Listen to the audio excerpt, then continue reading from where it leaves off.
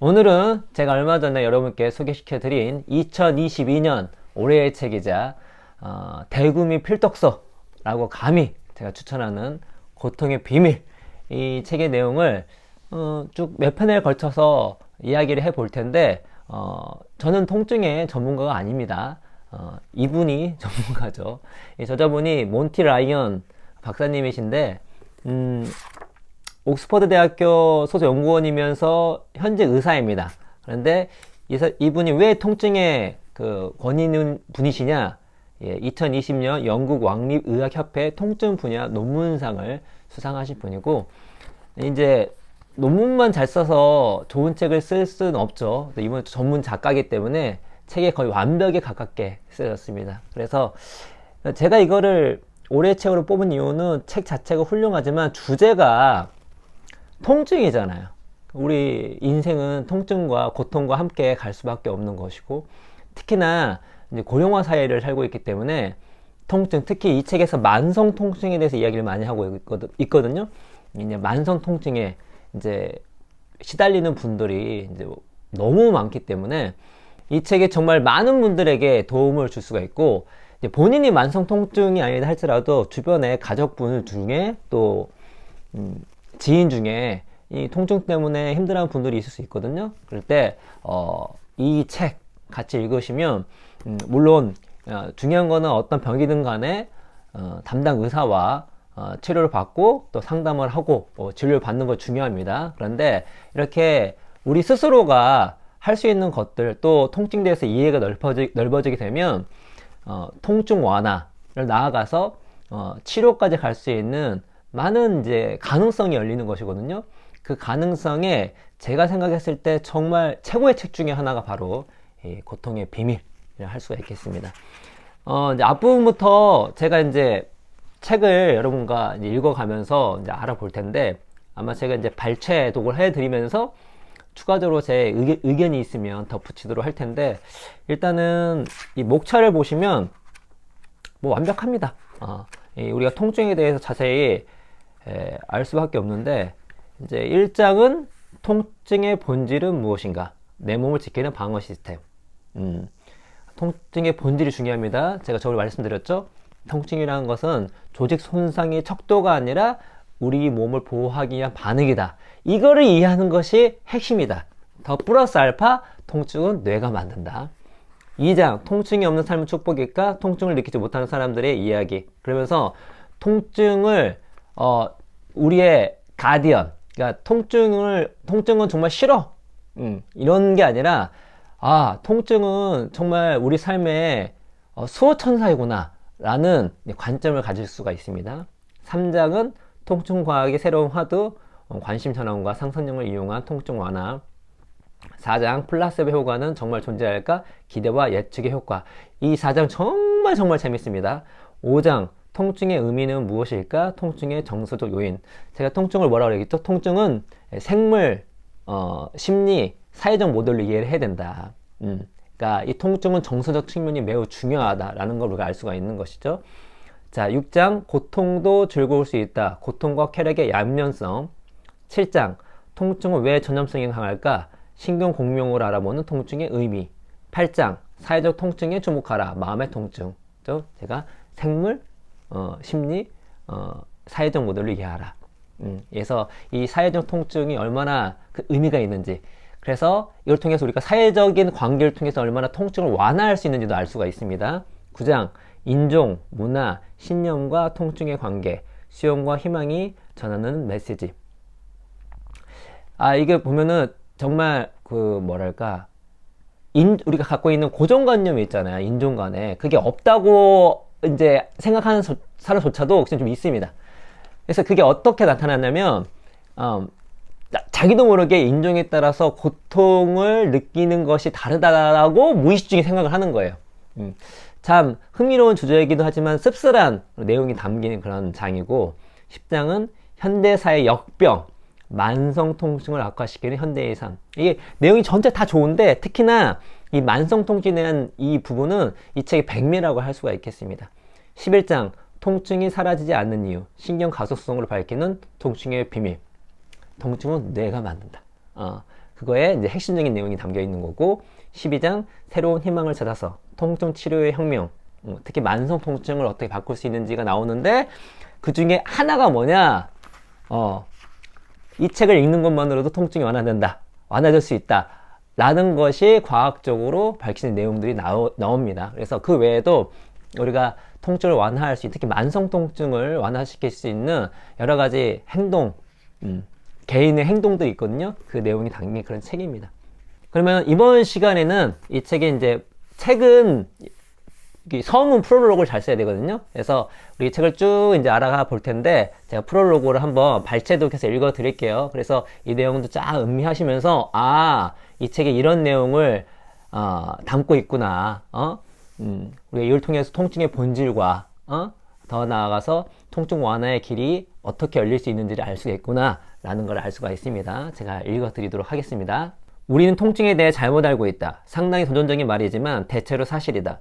여기서 말하는 우리란 우리 사회, 즉 의료계 안팎에 있는 사람 대부분을 말한다.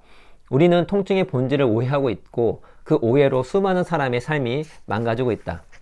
1. 비특이성 요통. 2. 시민성 통증. 비특이성 요통이란 말 그대로 특별한 신체적 요인이 발견되지 않는 모든 요통을 말한다. 실제로 요통 환자의 90%는 특별한 조직 손상이 발견되지 않는다. 이게 되게 중요한 통계입니다. 실제로 요통 환자의 90%는 특별한 조직 손상이 발견되지 않는다. 시민성이라는 단어도 문제가 있다. 통증이 주로 심리적, 감정적 이유에 기인한다는 의미이므로 환자들에게는 당연히 자신의 통증이 가짜라는 말로 들린다. 폴은 심각한 척추 손상이 없다는 것을 알고 집으로 돌아갔다. 그나마 다행이라면 다행이었다. 하지만 왜, 무엇 때문에 그런 통증을 느끼는지는 끝내 알지 못했다. 의료 기술로 발견되지 않는, 그래서 끔찍하지만 어쩌면 치료될 수도 없는 손상이 있거나 머리에 문제가 있거나 둘 중 하나일 수밖에 없었다. 폴은 제대로 된 진단명을 듣지 못하고 자신이 느끼는 고통이 진짜라는 확인도 받지 못한 채 병원을 나서야 했다. 이런 일은 전 세계 많은 곳에서 하루에도 수없이 일어난다. 문제는 여기에 있다. 두 진단은 모두 근본적으로 잘못되었다. 우리 사회는 지금까지 통증은 우리 몸이 손상된 정도를 알려주는 기준이라는 잘못된 논리에 사로잡혀 살았다. 이런 논리에 따라 우리는 신체 이상이 없으면 정신적인 문제라고 판단했다. 의료계에 종사하거나 종사하지 않는 사람 대부분이 암묵적으로나 명시적으로 몸과 마음은 완전히 독립된 실체라는 이론론에 갇혀 있다. 이 생각은 현대 통증 과학을 통해 잘못된 사실로 밝혀졌을 뿐 아니라 전 세계에서 5명 중 1명꼴로 만성 통증을 안고 살아가는 수많은 이들에게 부적절하고 모욕적인 것이 됨은 물론 우리의 삶도 파괴한다. 이 책은 증거기면 연구를 토대로 통증에 대한 새로운 시각을 제공하고자 한다. 이 책에 소개한 다양한 사례와 연구 결과는 독자들이 통증의 본질을 이해하는 데 많은 도움이 될 것이다. 통증은 몸에 상처가 났다는 것을 알려주는 현상이 아니라 몸을 보호하라는 신체의 반응이다. 불쾌한 감정을 일으켜 몸을 보호하게 하는 현상이다. 우리는 그 통증을 통해 위험이 될 만한 상황에서 벗어나고 신체를 보호할 방법을 찾게 되며 특정 행동이나 행위를 피하게 된다. 통증은 손상의 척도가 아니다. 이런 구분이 무슨 차이가 있는지 모르겠다고 의아해하는 사람도 있겠지만 실제로 아주 큰 차이가 있다.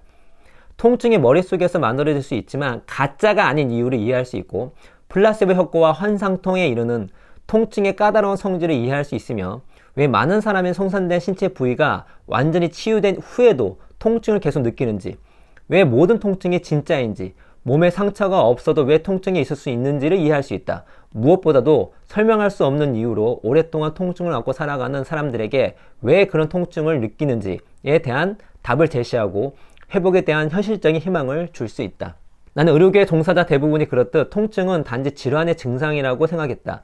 주목해야 하는 것은 질환 자체이지 증상으로 나타나는 통증이 아니라고 생각했다. 얼마나 어리석은 생각이었는지.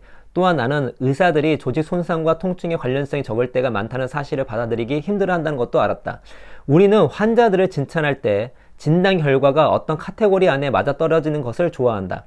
원칙적으로 그 카테고리에는 환자의 감정이나 생활적인 면이 고려되지 않는다. 우리는 측정할 수 있고 눈으로 볼 수 있고 치료할 수 있는 것들을 좋아한다. 하지만 통증은 매우 복잡하다.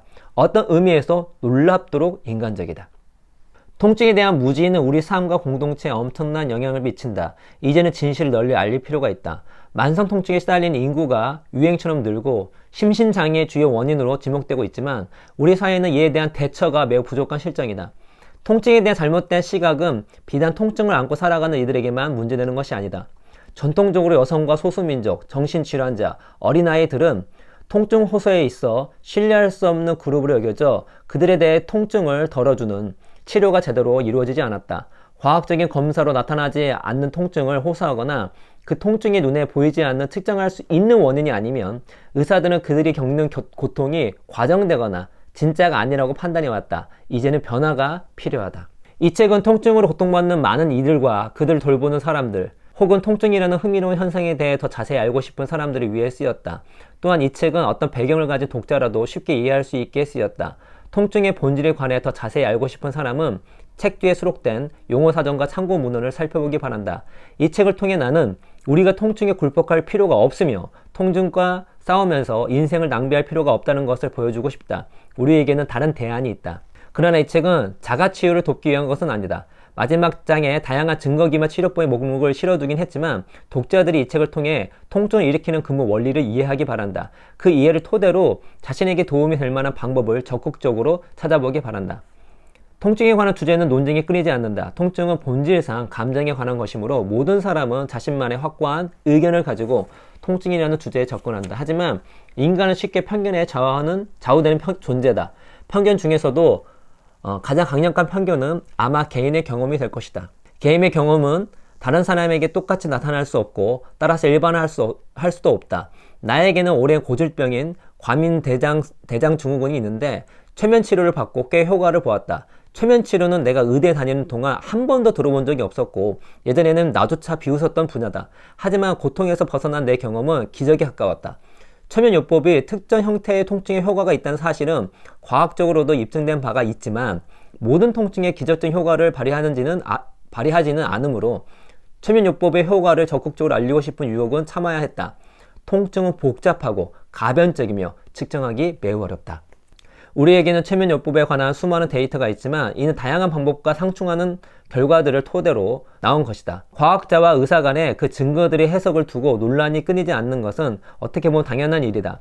이해관계의 문제도 있다. 대형 제약회사든 소형 병원이든 그들의 경제적 이득을 취하는 방식은 통증을 일으키는 원인과 치료 방법에 대한 특정한 해석과 합의를 토대로 한다. 경제적 이해관계로 대립하는 것이 잘못되었다는 말은 아니지만 한쪽의 주장을 이해할 때 주의가 필요하다는 것은 부정할 수 없다. 현대 통증과학은 모순되는 증거들과 상충하는 이해관계에도 불구하고 지난 수십 년간 비약적으로 발전하여 통증이 우리 몸을 보호하기 위한 반응이라는 부인할 수 없는 진실을 발견하였고 이 진실은 통증과 관련된 혁명의 토대를 이루고 있다. 이런 사실을 올바로 이해한다면 궁극적으로 통증 완화에도 도움이 될 것이다. 나는 이 책을 쓰는 동안 겸손하고 열린 자세로 건강한 과학적 회의론과 균형을 맞추고자 노력했다. 독자들도 그런 관점으로 이 책을 읽어주기를 바란다. 책을 낭독하니까 제가 더 좋네요. 이 책을 쭉 이렇게 낭독을 해보니까 이 책이 얼마나 잘 쓰여졌는지를 다시 한번 확인할 수가 있었고 몬티라이언 이분 너무 글을 잘 쓰시네요. 여러분께서 이제 이 책 꼭 사서 읽으시고 또 저랑 같이 이제 방송을 통해서 리마인드 하시고 그래서 여기 있잖아요. 우리가 통증에 대한 무지가 우리 삶과 공동체에 엄청 영향을 미친다. 그러니까 우리가 통증에 대해서 많이 무지했어요. 저 또한 무지했고 많은 사람이 무지했고 이분이 현역 의사신데 불구하고 자신조차 오해하고 모르는 것이 많이 있었다. 그러나 최신에 나온 연구들은 통증에 대한 진실을 본질을 보여주고 있고 통증은 생각보다 매우 복잡하다. 그리고 우리 갖고 있는 패러다임을 바꿀 필요가 있다. 그렇게 한다면 우리 공동체가 이 통증을 오히려 잘 수용하고 막 싸우려고 하는 게 아니라 잘 수용하고 더 나아가서 잘 완화를 하면서 우리가 원하는 통증 완화와 치료를 할 수 있다라는 것들을 이야기를 하고 있습니다. 그래서 아무쪼록 이 좋은 책 꼭 같이 읽었으면 좋겠고 이후의 시간에도 제가 이제 쭉 너무 좋은 책이니까 쭉 여러분과 함께 읽어가면서 함께 이제 배우는 독서연구소가 됐으면 좋겠습니다. 오늘 이야기는 이것으로 마치도록 하겠습니다. 여러분 감사합니다.